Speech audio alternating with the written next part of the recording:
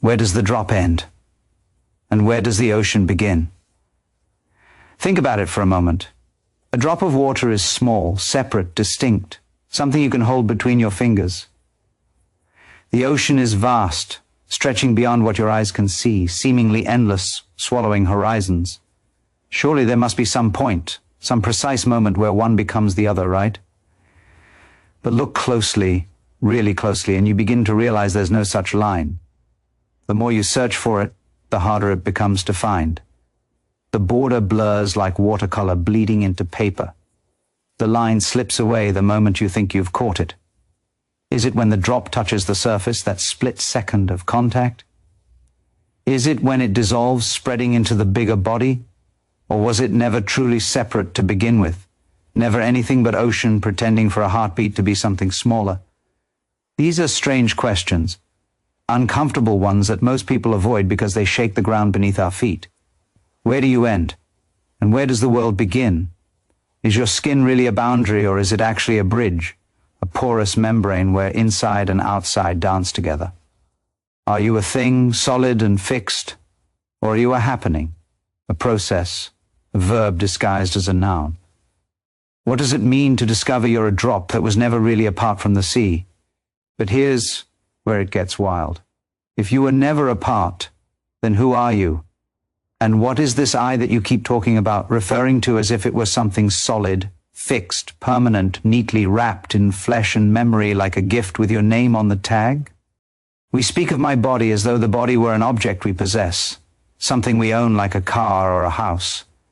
We say my thoughts as though the thinker stood somewhere behind them, hidden in the shadows, pulling invisible strings like a puppet master.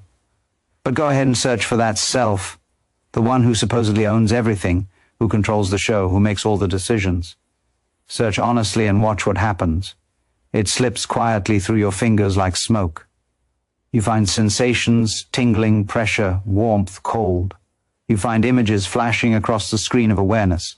You find memories, some sharp and others faded like old photographs. You find desires rising like waves and falling like breath. But the owner, the one supposedly in charge, always just a little further back, just out of reach, perpetually hiding around the next corner. It's like chasing your own shadow in thick fog, exhausting and ultimately pointless. And so perhaps the drop was never the real question. Perhaps the question was always whether there ever was a you that stood apart from everything else, separate enough to ask it. We imagine the ocean is out there, somewhere beyond us, and the drop is in here, trapped inside this skin. But maybe, just maybe, what you truly are is not a drop at all, not even a wave, but the entire movement of water itself, the whole dance, rippling, folding, rising for a time in a specific shape, and then falling back into stillness, not lost, not gone, not destroyed, just no longer pretending to be separate, no longer maintaining the exhausting fiction of being isolated and alone. Now, I'm sure that most of you know the old story about the astronaut who traveled far out into the depths of space and was asked when he returned whether he had been to heaven and seen God face to face. And he said yes without hesitation. So naturally they pressed him. They said, well, what about God? What did God look like? Tell us everything. And he smiled and said simply, she is black. And although this is a very well-known and well-worn story, repeated so often it's almost become a cliché, it carries something profoundly important, because what it's doing is shaking loose the image, cracking open the idea that God is nothing more than a white bearded man perched on a cloud somewhere, sitting in judgment, watching you constantly as if you were some kind of naughty child who can't be trusted. That God, the one you were probably taught in Sunday school with the stern face and the pointing finger, is nothing but a cultural relic, a projection of ancient patriarchy dressed up in religious language. The God who demands absolute obedience, who punishes the wicked and rewards the good like some cosmic accountant, keeping track of every tiny transgression. That's not God at all. That's just a myth we've mistaken for the mystery itself. I knew a monk once who began his life as a committed atheist, convinced there was nothing beyond the material world. Then one day he stumbled upon Henri Bergson, the brilliant French philosopher who spoke of élan vital, the vital force, the unstoppable energy behind all life. And the deeper this monk went into that philosophy, diving into those dense pages night after night, the more he realized they were actually talking about God, but without all the robes and rituals and religious baggage. It was God stripped down to its essence, raw and real and undeniable. You see, I've read all kinds of elaborate theological arguments trying to prove the existence of God, and they often go something like this. If you are intelligent and reasonable, capable of thought and wonder and creation, you absolutely cannot be the random product of a mechanical and meaningless universe. It's impossible. Figs do not grow on thistles. Grapes do not grow on thorns. You can't get something from nothing. And therefore you, as an opening through which the universe observes itself, as a window through which existence peers out, cannot possibly be some mere fluke, some cosmic accident that just happened to stumble into consciousness. This world peoples the way a tree brings forth fruit. Naturally, inevitably, and the root of that tree, the ground of all being, must itself be intelligent. It has to be. There's no other explanation that makes sense.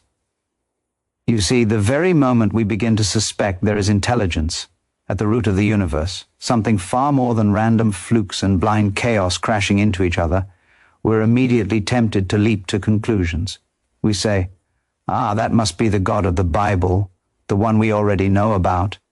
And suddenly, without even realizing it, we're right back where we started with the old gentleman in the sky, robes flowing dramatically, eyes blazing with righteous fury, sitting upon an enormous cosmic throne, passing judgment on every soul. But that, I would strongly suggest, is rather like mistaking the menu for the actual meal, or confusing a finger pointing at the moon for the moon itself. The finger is useful. It shows you where to look. But you'd be a fool to stare at the finger and miss the moon entirely. The trouble is not that this image of God exists. Images can be helpful. The real problem is that we've come to believe this image is God, that the map is the territory, rather than recognizing it as a poetic attempt, however clumsy, to describe what cannot possibly be contained in any image, any word, any concept. And of course, this God, this heavenly bureaucrat with his clipboard and rulebook, comes with endless rules, expectations, conditions, and keeps a great invisible record with your name stamped across the top. He supposedly rewards the good, punishes the bad, and watches absolutely everything like an all-seeing celestial surveillance system that never blinks, never sleeps, never gives you a moment of privacy. Now that kind of God may have served a useful purpose once upon a time, like training wheels bolted onto a bicycle helping a child find balance. But here's the thing. We've mistaken the training wheels for the ride itself. We've become so attached to the safety equipment that we forgot the whole point was to eventually ride free. The reality, the true ground of being, is far subtler, far more mysterious than any bearded judge could ever be. It doesn't hand down commandments carved dramatically in stone tablets. It whispers through the wind when you're not paying attention. It hums in the silence between your thoughts, in that gap where one thought dies and another hasn't yet been born. And it reflects back at you every single time you pause and ask with genuine curiosity, who am I really? What is all this?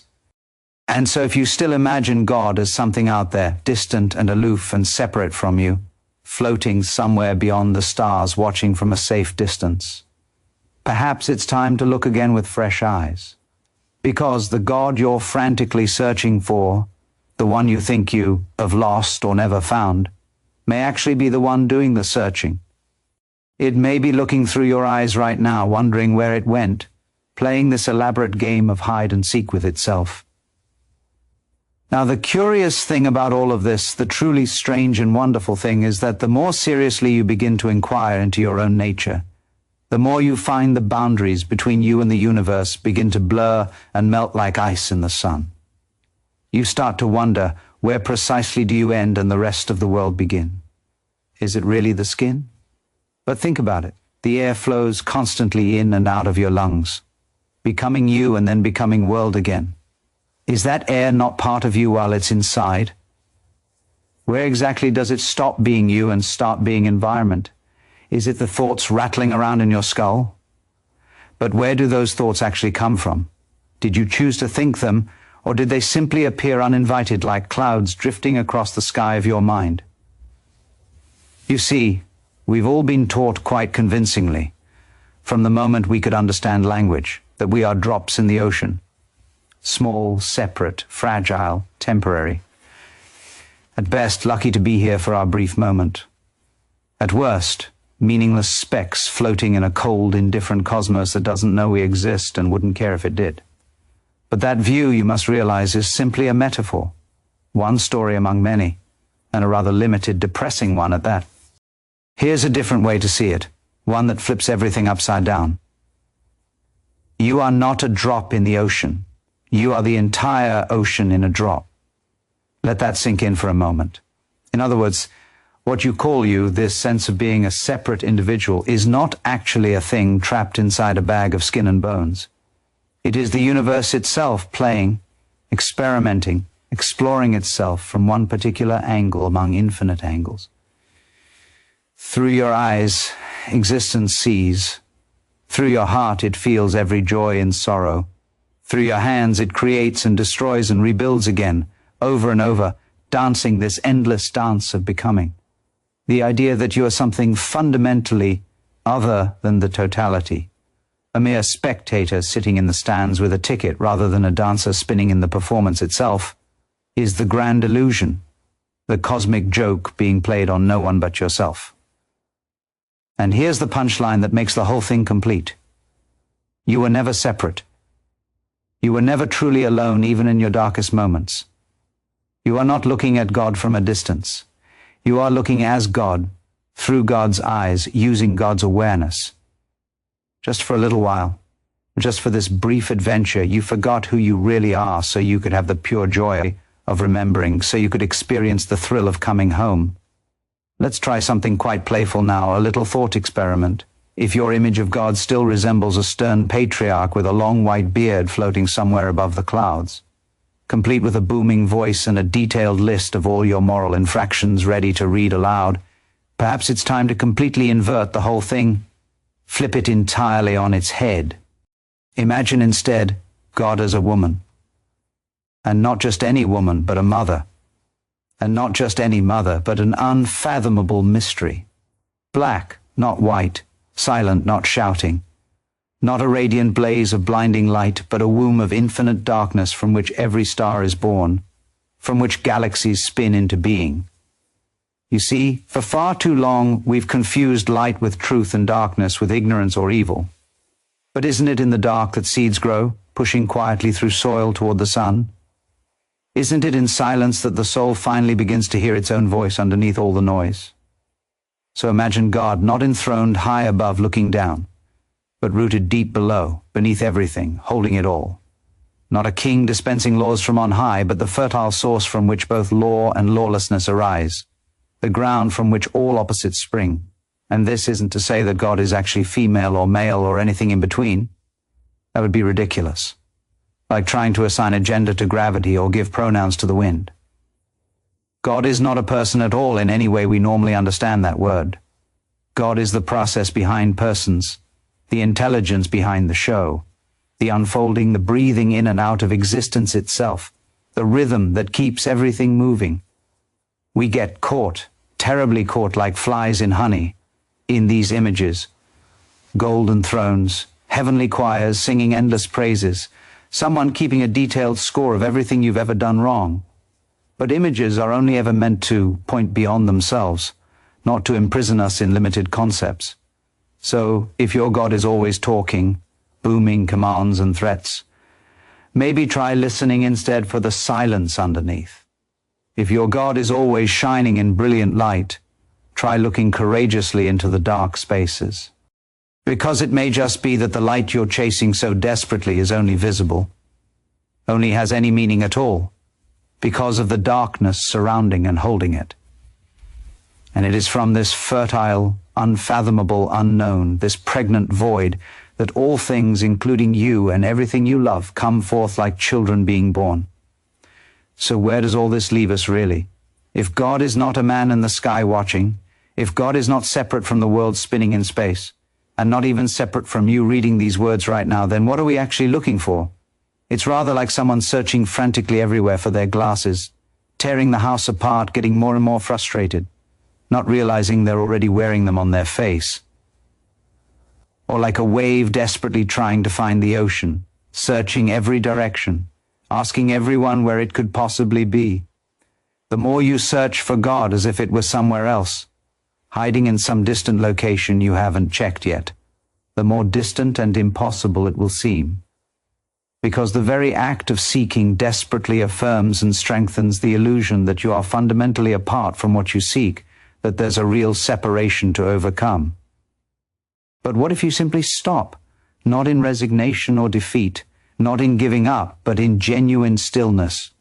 In that quiet moment when there's finally nothing left to chase, when the seeking itself exhausts itself and falls away, something remarkable begins to stir. A soft knowing rises, not in the head with all its clever thoughts, but deeper, in the marrow of your bones. A recognition dawns, not of something found after a long search, but of something that was never actually missing. The truth reveals itself. You were not really the seeker after all. You were always the sought. And the one doing the looking, the awareness behind your eyes, was always looking through you as you, experiencing itself through this particular form. So what does all this mean practically in everyday life? It means you don't have to go looking desperately for God in the sky or in some ancient book or in a special building on a specific day. You don't have to believe in fairy tales or pretend to be spiritual or perform elaborate rituals.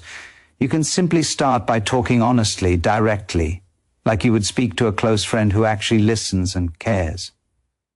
Because here's the truth that changes everything. It listens. It responds, not always with words or voices in your head, not always with the exact answer you thought you wanted or expected, but with clarity when you need it most, with timing so perfect it takes your breath away, with quiet nudges you can't quite explain rationally but you know they're real. Call it God if that word works for you. Call it the universe if that feels more comfortable. Call it the intelligence behind all this, the source, the ground of being, whatever language fits. But once you start the conversation genuinely, openly, without pretense or performance, you'll begin to notice something stunning. It was already happening. The conversation was already going on. You've already been heard all along. You've already been guided even when you thought you were wandering lost. The problem was never that it wasn't speaking to you. The problem is we rarely stop moving and thinking and worrying long enough to actually listen, to hear what's being said in the silence. So try it right now. Not because you're supposed to or because some authority told you to, but because it's real, because it works. Speak plainly, honestly, holding nothing back. And then be quiet long enough, patient enough, to notice what comes back to you. That's what prayer really is, when you strip away all the religious decoration. And it's available any time you're willing to be sincere and present, not just on Sundays when you're supposed to be holy, not just when life falls completely apart and you're desperate, but in ordinary moments in the middle of Tuesday afternoon when you suddenly remember you were never doing this alone, when you realize you're part of something vast and intelligent and infinitely kind that's been holding you the entire time.